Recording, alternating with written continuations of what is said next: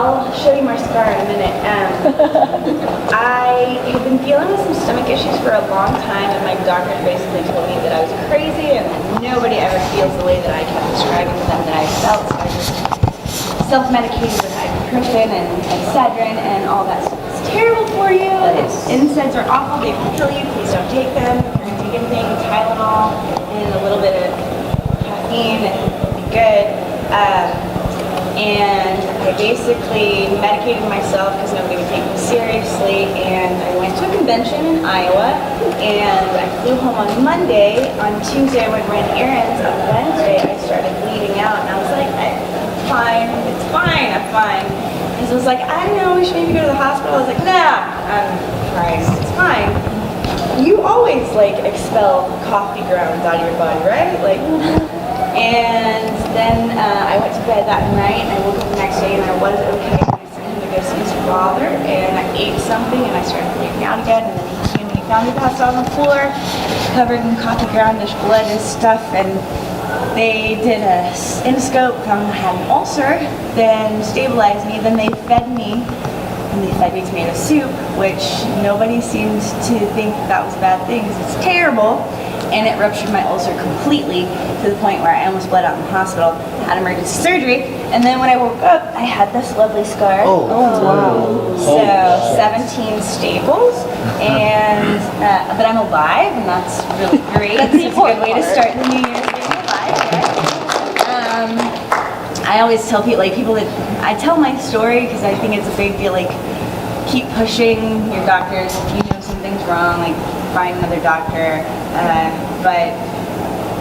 It also kind of makes me proud of myself that even going through all of that stuff for years and years and years, I still worked my butt off and did a lot of crazy performances in anime. So that's been my year, and now I'm here. This is my favorite convention. I love Austin. I'm a Texas girl through and through, born and raised in Houston. Work in Dallas. My sister lives in Dallas. So yeah, I love Ikkicon. It's probably my favorite overall convention, mostly because the attendees are so cool. And Texas, how can we not love Texas and Austin? So yeah, that's me. If you have any questions, I have answers, maybe. Or maybe we'll veer off into a whole other topic. If you want to ask about anime, great. If you want to ask about life or anything else, I will try my best to have a conversation. But I'm pretty much an open book, so anybody have any questions? Yes. Before, what is your favorite cocktail to drink after a long day of work? I've never been a big drinker. I drink at cons mostly because it's a social thing. And Greg Ayres, anybody that knows Greg Ayres, the worst influence, best influence, the worst influence ever. And he introduced me to a drink. That's probably my favorite thing ever, and it's whipped cream vodka and orange juice, which I really can't drink so much anymore because it's really acidic. But it's a dreamsicle, so it tastes like a dreamsicle popsicle, and it's amazing. And I don't like alcohol that tastes like alcohol, so it works for me. He had me drink, I don't know if it was in Iowa, it might have been Iowa. He had me drink Rumplemans. Diluted water, which is basically like drinking mouthwash, and it's disgusting. It's great, because then when you breathe, you don't smell like alcohol, you smell like mints. I'm like, it tastes gross. Why would you want to get drunk on that? You burp and it tastes like mint, and it tastes like cough syrup. It's terrible, it's awful stuff. But yeah, I guess it's my favorite drink is Dreamsicle, and now I'm going to have to find something else, because I'm not supposed to drink orange juice very much, so maybe root beer and whipped cream vodka for a root beer float. That'll work. So, okay, so that's my favorite. Liquor, awesome. Way to start the New Year's question. Anybody else? Yes. What was it like working for Halo Legends? That's a really good question. Okay, so Halo Legends, for those of y'all that don't know, everybody knows what Halo is, right? The video game. It's all about Spartans and fighting and stuff. And Halo Legends came about in this interesting way when Sentai was AUV. they worked with Sony, and they had animators that actually came in and were in the process of drawing it while we recorded it. It's the first time that's ever happened. Most of the stuff we do is pre-done. This was the first anime we had done that was actually done for us to do. It was pretty intense and very intimidating. Usually when you're in a booth, it's you and the director and your engineer, and if you're lucky enough, you're friendly with them, and it's everybody's good time, and it's very chill. When you're sitting in a booth and it's you and a director and an engineer, and then 4 Japanese animators and like production people, and you're just like, oh god, I have to be on my best behavior, and I can't cuss, and I have a really bad habit of when I mess up a line, cussing, like, oh, F it! Like, you know, I get so mad, so I really had to cut that, and, but that was interesting because we each worked on, like, one episode, right? So, my episode was Homecoming, and she was the female Spartan, and she was also her clone, and I was her as a kid. So, it was a lot to do, and then not really doing the recording to the actual animate, like a fully animated picture. It was different for me. We recorded it. It was pretty intense. And then I didn't see it until we had gone to a little tiny con in, I think it's South Dakota, and we had done a watching of it, and we watched the episodes that Josh Greeley and I were in, and Chris, and I had never seen the actual full animation done, all beautiful and everything. And you don't watch your stuff. You don't watch a whole episode while you're recording it. So you only see the bits that you're in, and sometimes you don't record them like in an order that makes sense. It makes sense, but you don't have the information that came like the 2 minutes before you just recorded that and 2 minutes after. So when I watched that, like I cried, like sobbing tears, because that story is really sad, and I was just like, oh my god, I had no idea it was that sad, and oh my god, it's terrible, oh, it's awful. But it's probably one of my proudest pieces of work, just because it's part of such a huge title, and it was done in a way that I'd never done before, so it's always new adventures are nice, and new experiences, and then it turned out really beautifully so. And each episode of Halo Legends is animated differently and looks different, and I think that is a really special piece that will stand up for a long, long time, so that's really cool. Good question. Anybody else? Questions? Yes? How was the singing in anime? How's singing in anime? Yes. You actually sung at one of the EDs. Yeah, I sing a lot. I sing in my life. I started out doing musical theater. My poor mother thought I was never gonna be able to carry a tune when I was a baby. Like, she's like, oh no, she's horrible, she's awful. My dad was like, oh my god, she's 2. Give it a minute, it's fine. I did musical theater for a long, long time. I'm in several bands. I play guitar. I love it. It's something that's music is very personal to me, and I think everybody can relate to music. It's a universal language. Even if you don't know the language that's spoken, the emotion is still there. And my first musical that I did in anime was called Ikicon Brothers, which is based off of Blues Brothers, which is huge to me because I love soul music and I love Motown and I love that whole vibe anyways. And I come from a musical theater background, so for those of y'all that know, like Chris and Greg Ayers, and Chris Patton, Monica Rial, Houston Hayes, Carl Masterson, a bunch of people that are different, smaller voice actors and bigger voice actors, but like Monica, Chris Ayers, and Greg Ayers, I did musical theater with them first, before we were anime voice actors, so I was friends with them. Chris and Greg are like my brothers in real life. I love their parents like they're my parents. And when Chris called me, I was like, I've got this musical and I want to cast you as Detective Widget, and she's kind of like the foil of these main characters. And you have to sing. I was like, what? I didn't know that was a thing. I didn't know that anime had singing in it. That's awesome. So that was interesting because you generally have somebody that will record a bass track for you on a CD, So then you'll have the music and some person singing, and usually it's a producer.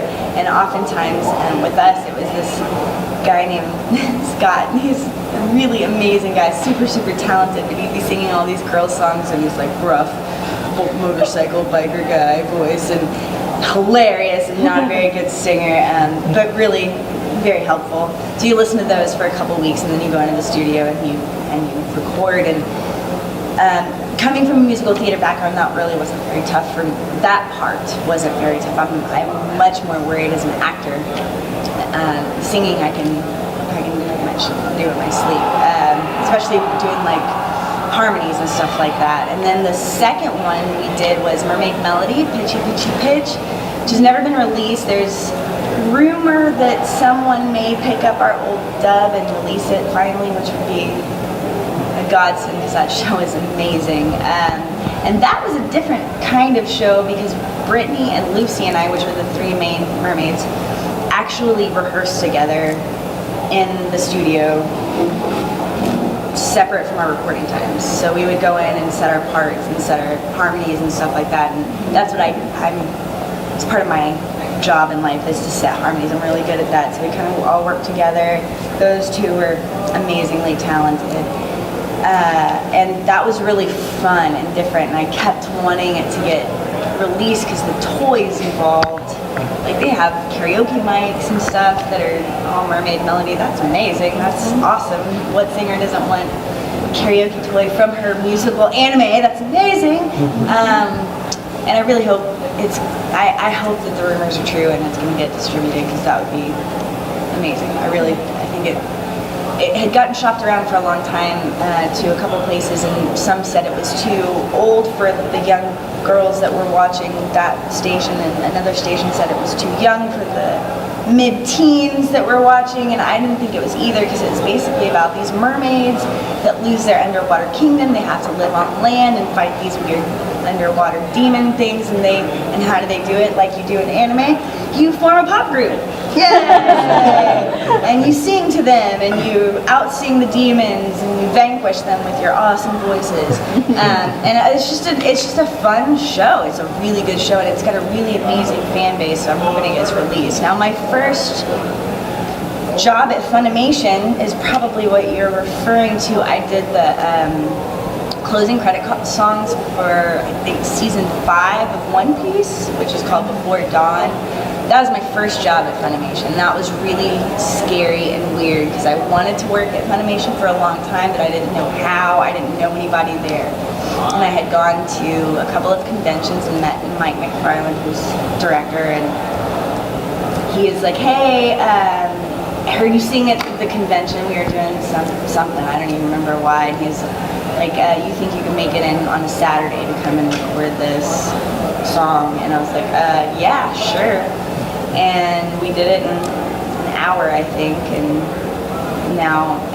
then I forgot about it for a long, like, I knew that I'd done it, but I didn't think it was a big deal until people started coming up to me and just like, oh my god, your song is my favorite song in One Piece. I was like, what are you talking about? And then people would ask me to sing it, and I didn't remember it. So then I was like, could you find it for me and play it for me? And so I ended up writing lyrics out and like having a cheat sheet so I could sing it for people. So yeah, and I mean, like, one of my favorite my personal favorite animes is Beck, and that's also musically based, and it's one of those, like, I wish I'd worked for Funimation at the time just so I could have said I was in that show. It's so good. But music it's a different animal in that, just like anime is, they take the original Japanese, they translate it verbatim. It generally doesn't sound right for American ears, or American jokes or whatever, so they have to kind of rewrite it and finesse it. And with songs, they also often want a rhyming scheme. So taking Japanese verbatim and then, like, how do I turn this into a rhyme that still says the same thing that the song said? So you have to wait for that to happen, and then you want to make it sound good. The girl that sang in Nair Daikon Brothers, my character was terrible. She was awful. And so sometimes I would have to sing along with the Japanese, like I'd have to have the Japanese under, just so that we could sing to the music because it hadn't been pulled apart yet. And it was nearly impossible. Like I'd have to have them turn it down to where I could just barely hear the music because the Japanese singing, that particular girl was not very good. And every time like, I'm so sorry I have to sing this. I'm like, it's okay, but that was a challenge just because it would throw me off, and then I would start singing what she was singing that wasn't right, like just a little bit off key, so. But it's fun. It's definitely, I wish I could do it all the time. I wish I could sing, I do sing in the studio all the time, but like regular music, not anime music, but I wish I could do more anime, so maybe more music animes will come out, I don't know, but it's really crazy fun. Good question. Any more questions? Yes. In Danganronpa, Yes. if you could say one character dying, who would you say? That's a pretty good question. I mean, me personally, or just her show? Because I don't think she would save anybody. I think She would save Chagami. like, yeah, that's maybe like she might. Josh's character, she might say, like, she's so in love with, like, her other Jill, or whatever, she's so in love with him, she might save him just, but then I think Genocider Show would show up and be like, I don't care, kick him in the balls, and knife him with some scissors, and he's dead. I don't know, she's a pretty awful person, human being. But yeah, I guess, I mean, my personal favorite is, I can't remember the character's name, Rachel's character, the big, muscle-bound schoolgirl. Yes, I would want her to be, like, just because that is the most brilliant character that's ever been. Like, I love Rachel and that, I love it. But yeah, she'd probably save her boyfriend, try to save her boyfriend, and, like, win his heart. And then if he said no, then she would kill him. Her scissors. She'd cut him into ribbons and it'd be great. Do you have a question? I was wondering if you could indulge us with a little acapella of your line or something, or Depends on what you would like to hear. I was thinking about this earlier. If somebody asked me to sing, what would I want to sing today? Let's see. It's usually stuff that I like now. Alright, I'll take some inspiration. I'm a big fan of Aretha Franklin and Carole King and stuff like that. And Kennedy Center honors. Carole King was being honored, and Aretha Franklin did Natural Woman. That's one of my favorites. So I'll just sing a little bit of that. Looking out on the morning rain, I used to feel so uninspired.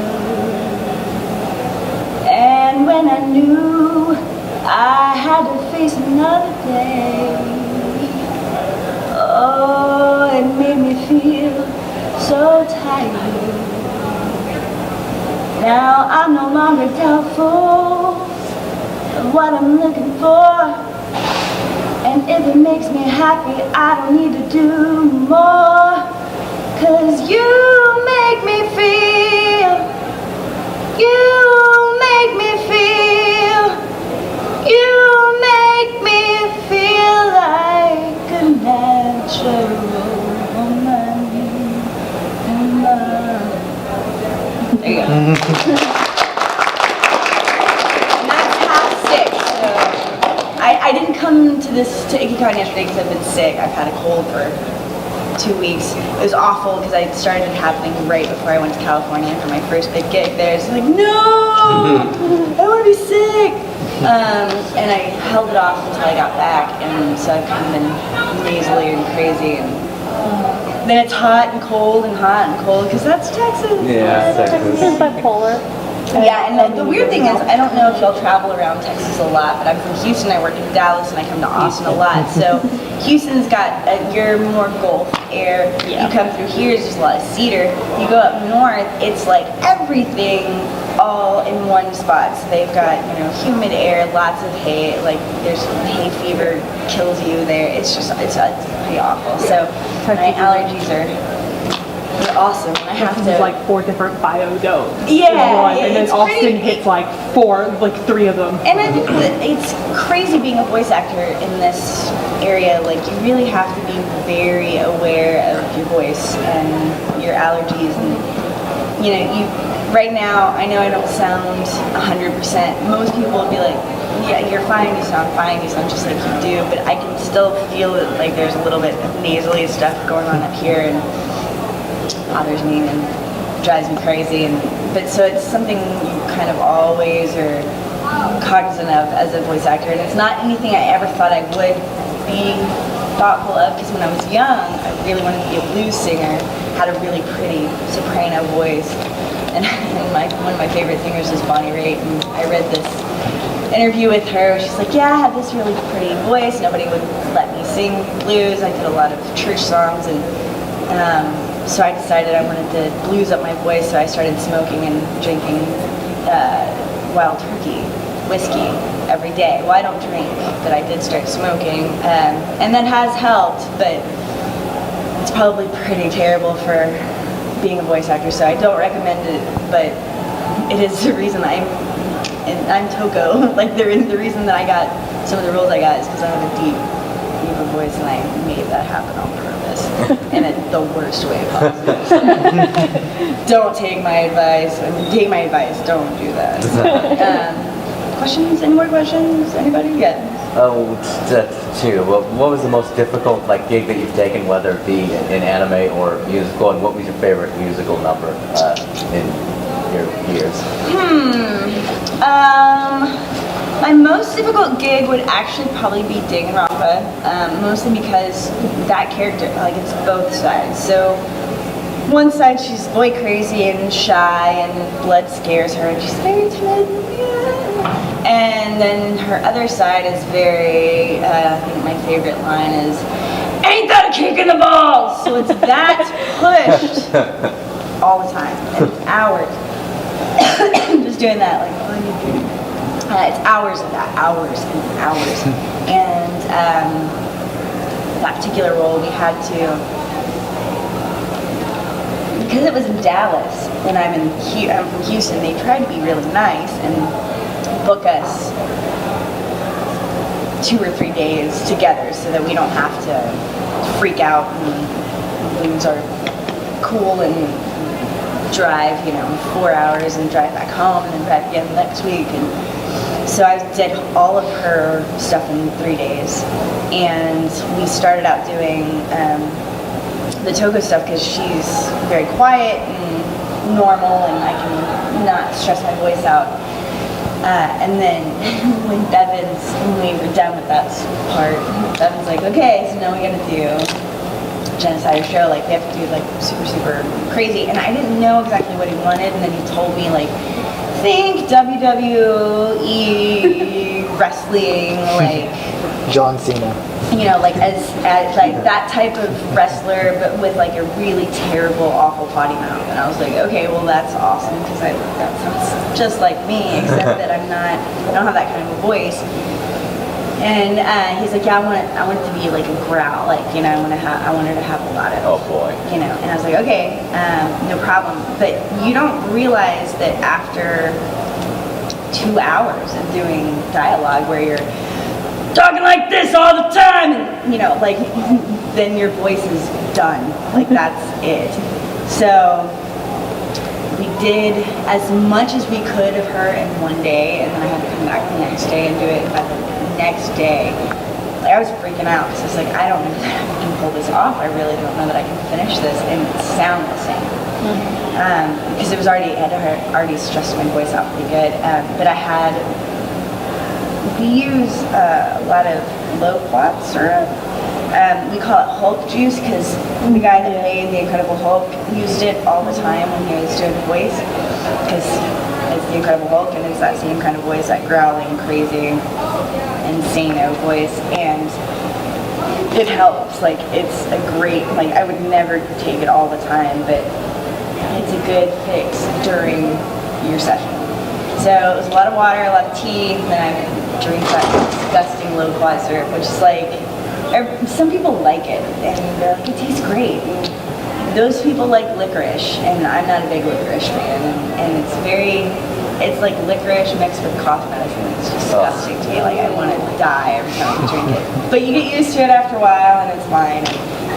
They make lozenges and stuff, so I pretty much just, like, every 45 minutes, it was, another serving of that, and it was incredibly stressful for my voice. And the worst was that I really had done a really good job, and I was making Bevins and the engineer laugh in the booth the whole time, which is always a good sign for me. Like, I know if I'm making my director laugh, it's more than, especially the good directors, more than likely the kids are gonna laugh, the fans are gonna laugh. So, like, they were in stitches and they were just dying laughing, and so we had a really, really good time. But then when I got home that weekend, I was like, oh my God, I've never, like, I had yelled myself to the point, like, where I felt like I had a head cold, but I didn't. Like, I couldn't even hear. Like, I just gone that crazy. But do what you have to do for what you love. And I have a lot of singing training and a lot of musical theater training, and they tell you, always from your diaphragm, push from your diaphragm. So I have a lot of training in that, and that helps a lot. But it still is going to rip your throat up because you're yelling and you're screaming and you're doing this crazy low voice, and you're saying lines 6 or 7 times. And Bevins is a perfectionist, so if he didn't like a read I did it again and again and again and again and again and again and again until it got done. And sometimes we'd have to rewrite a line or whatever. But that was the most stressful show that I have ever worked on, and yet the most rewarding. When I was done, I felt like it was my biggest growing experience as an actor in a long, long time. As far as musical theater goes, my favorite musical performance that I've ever done, ever in my whole life, man, it's a toss-up. I did a cabaret. We did a cabaret, and I was one of the Kit Kat girls, which is one of the dancers in the club. And that was a lot of fun because I was never considered myself a dancer, but I did, and I did some crazy acrobatic stuff with that. And I did all the makeup. Everybody was strung out. All the girls were strung out, so I did all the track marks and did all the makeup. That's awesome. I love that part. But my favorite, like, musical performance, like the actual singing, we did Hair, which has some really amazing music, and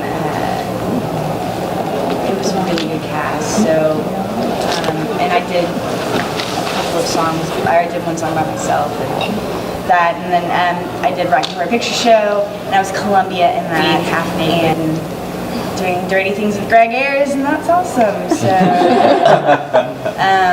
Greg was Frankenfurter. I don't know if y'all know, but Greg we did a version. Chris Ayers directed it. Chris Patton was, what is his name? Blonde, tall, Frankenfurter's henchman, whatever his name is. And I was Columbia, and it was on all fetish versions. So, like, Greg was in this vinyl outfit and like stiletto heels, and I was in a little schoolgirl crop top skirt and Mary Jane shoes and pigtails, and we had a pony boy. Like, it was crazy. It's crazy. It's not like anything you've ever seen, but it was really, really good. And it pushes boundaries, and I like to push boundaries. So there's that. So, any more questions about anything? Yes. Which side of Pepper did you enjoy doing more? Just her show, because she's body, and she gets cuts, and that's really good for me. That's really good for me. But it was a huge growing experience because a lot of people cast me as kind of middle of the road aunt or friend. Like, I'm Aunt Bitsy in Shin Chan, and she's crazy. Her backstory is insane, but her voice is just me, like, just happy, nice. middle of the road, and a lot of times you get work based on stuff you've done before, and a lot of stuff that I do is the friend or, you know, the sister or the aunt or the mother, and it's kind of middle of the road, maybe a little bit older, or maybe a little higher and younger, and that's it. And there's not a whole lot of craziness. Chris Bevins is one of my favorite directors to work with because he gives me a lot of opportunities to be insane. And like Astria in Heaven's Lost Property, she's really stupid. Like, she thinks of their stomach, she wants to eat all the time, she has gigantic boobies, she's an angeloid, so she's like half angel, half robot, not really, but like alien thing, and she's an amazing fighter, but she's dumb as a box of rocks. Like, she's just awfully stupid. And that was one of the only characters I've been given where her voice was significantly different than mine, and she's just very up in here, and oh my god, 1+1 is purple. Like, really crazy, and I don't get to do that. So the fact that I did that, and then that was like, okay, she can do stuff that's not just regular Carli type voice. Then he gave me the opportunity to do Genocide Show, and I like it both because Toko's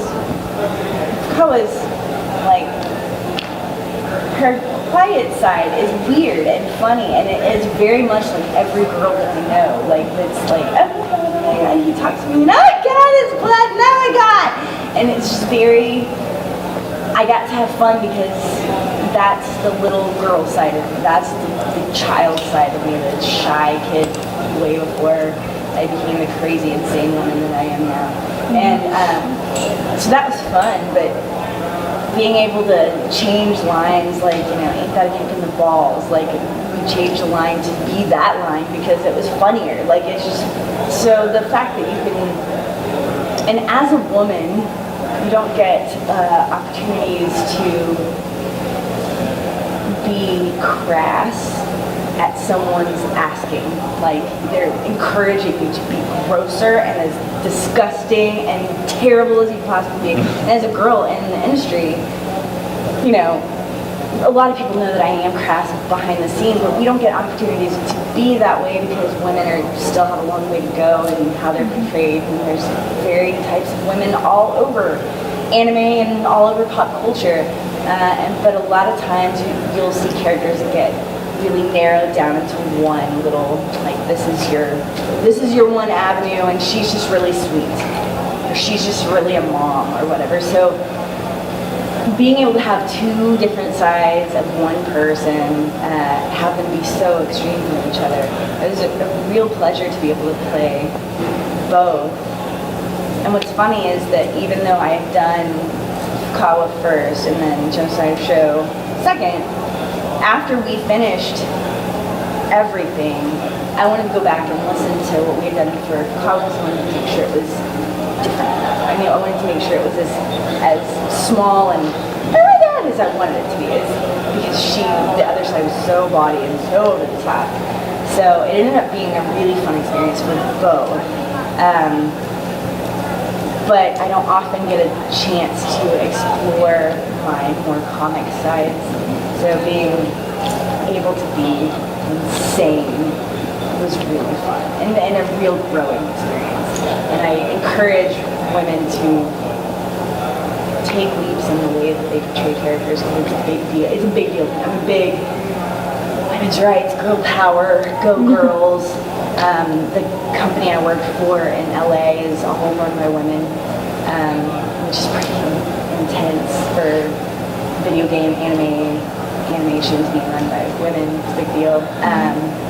So I'm a big proponent of being able to play something that's more than just your typical middle of the road valley girl type of, you know, girl, which I do a lot. I've played student council vice presidents and student council presidents, you know, that think they're the king of all or the queen of all the school, and then another girl comes in and takes her thunder, and that's typical. That's really typical of the way girls are portrayed in life. So just being able to portray a girl that's not that typical, like shy or I think I'm so cool or whatever, and just really be like a boy, like, you know, as interesting and crazy as male characters. It's really, really nice. Questions? More questions?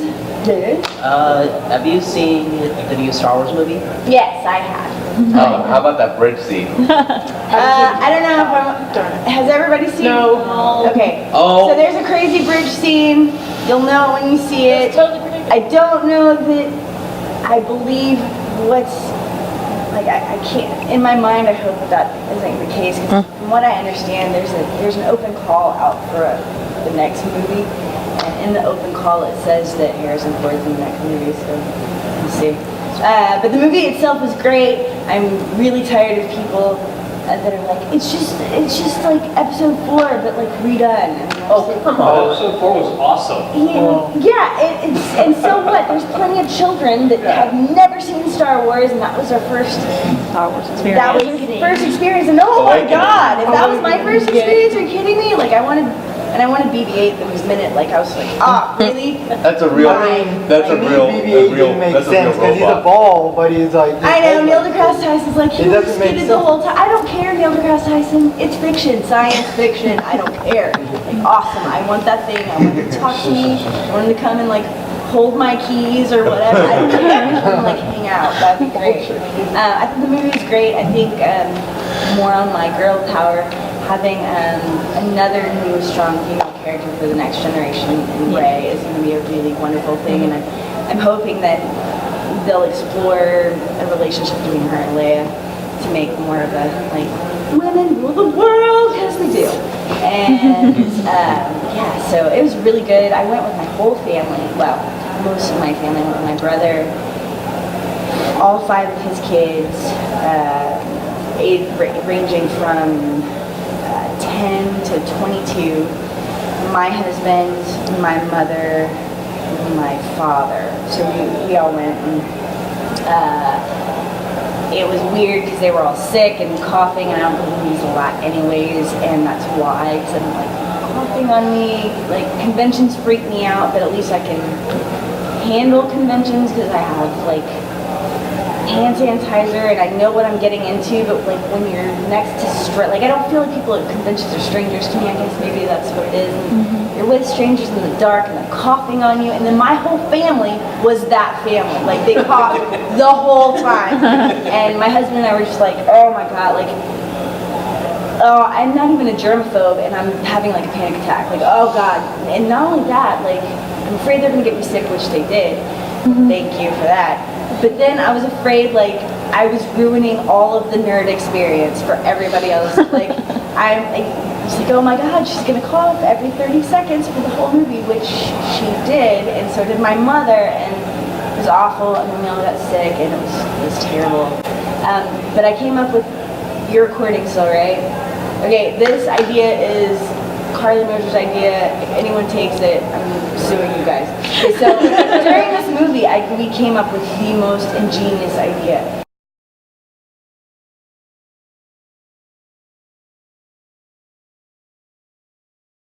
They have purple and Nice. My mom I saw dyed it. my hair pink and brown last night. So I like it.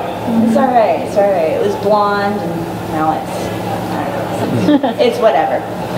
My husband was like, I like the blonde. I was like, you didn't say anything. That's why I changed it. All on you. Any more questions? Fun questions? Non-anime questions? How many pets do you have? How many pets do I have? None. What? Thanks for reminding me. You know what, Carly? It's 2016. It's time for a change. Yeah, you tell my husband that. No, we had when my husband and I first got together, we had a friend that had her cat had babies. There were only 2 of them. We took them in. I had them forever. Lewis, we had to put one down in 2010, and Lewis we put down 2 Christmases ago, I think. And then my husband, you know, it's the one thing you know is going to be causing like sadness and terrible like feelings is having a pet, because you will outlive them. Period. End of story. They cannot tell you what's wrong with them. Exactly. It is the most heart-wrenching experience to have pets. So I'm like, there is a stray cat that hangs out at my house outside. So you and feed it? I pet her and I give her chicken every once in a while. But like Has she brought had you anything good babies, yet? she had babies, and the neighbor lady was taking care of them, and then some jerk was poisoning them and killed all the babies. You go.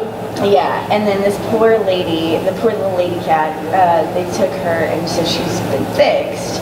And so now I feel terrible for her because she's like walking around lonely by herself, and they killed all her babies, and it's awful. So now she and I are friends, but she hates my husband. She thinks he's scary because he's really tall and he has a real booming, bassy voice, and so she wants to hang out with him. And I'm like trying desperately to convince him that maybe he can. Tell him you want a and, tortoise. Like It'll outlive maybe she you can come and live your with us. And she's like, she generation. doesn't even like me. Why was she gonna live with? No, she's not. So then now I'm trying to get a dog. Like that's my next. I really want to live in. What kind of dog would you get? I live in the hood, so I want a dog that's like super awesome to me.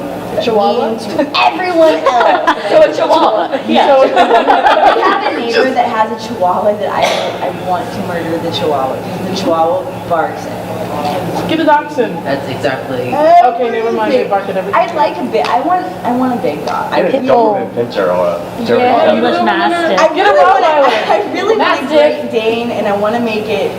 My dream is to somehow make it into a service animal for me. You could do And then that. I could ride it into conventions. Right? Yeah, That'd be big kids are beautiful. huge. You're gonna ride your dog. Yes, Rides on her dog. totally right. I would put a little time. Yes, I would. I have no shame. You battle dog. My best friend growing up, her family's from Russia, and she's the anchor on Good Morning America.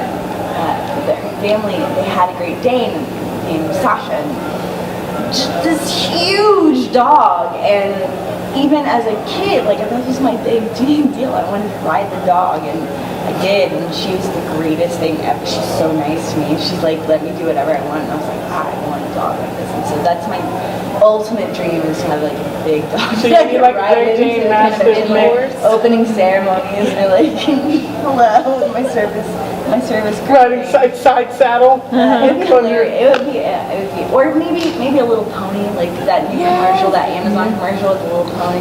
Pretty horse. Right now in my yard, I live like I said in the hood. It's very urban. Chicken. But we got a chicken. I've got a rabbit. I've got a family of rabbits. I've got a family of possums. I've got a family of raccoons. I have a pair of cardinals that live in my little. I think they all live there because I don't have any cats around anymore, so they don't feel safe. Like my house is the place to be. But it sucks because recently, when the chicken showed up, I was posting about it on social media. It's the one that was sitting in the tree all the time. Yeah, he was sitting in the tree for like weeks. He just showed up. Like I don't know where this chicken just showed up. I was in the studio. and I get this text message from my husband. He's like, "There's a chicken in our yard." And I was like, "What?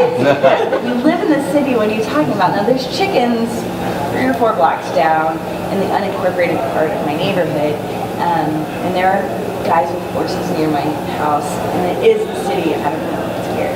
Texas. It's Texas. But I live in we have black cowboys, so they'll ride down the street to the church and stuff. It's weird. It's weird. It's so weird. But the chicken, I see the chickens all the time, but how it got down 3 blocks around into my cul-de-sac area, I don't know. And the first day it showed up, it was in the backyard, and it was in the tree, and I back up to a railroad track, and so when we went out, and I was like, it's not out there. And I was like, yeah, it is.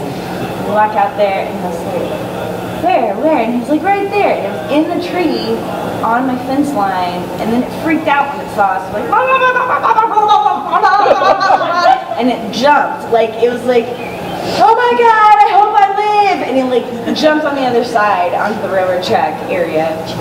And I was like, okay, that's it. It's either going to die or go home. Great. Then somehow the next day, it's in my yard, pecking around in my yard. And then that night, I go out to go play a gig, and it's roosting in my front tree. And I was like, what are you doing? Like, why my house? Why? The worst part is that it was there for weeks and weeks and finally it just like disappeared. And I think I saw it. This is a black chicken, and it's the only black chicken in the other chickens. So I think I saw it like 3 days ago down by the chickens. So I guess I went home. But now my backyard is filled with holes. And I was like, where are all these holes coming from? And Dustin was like, that chicken came, ate everything that it could find in our yard, and then left. So it basically made these gigantic, like 6-inch holes Oh my God. around and deep, all in my yard. So now I have to go get topsoil. God, buying how being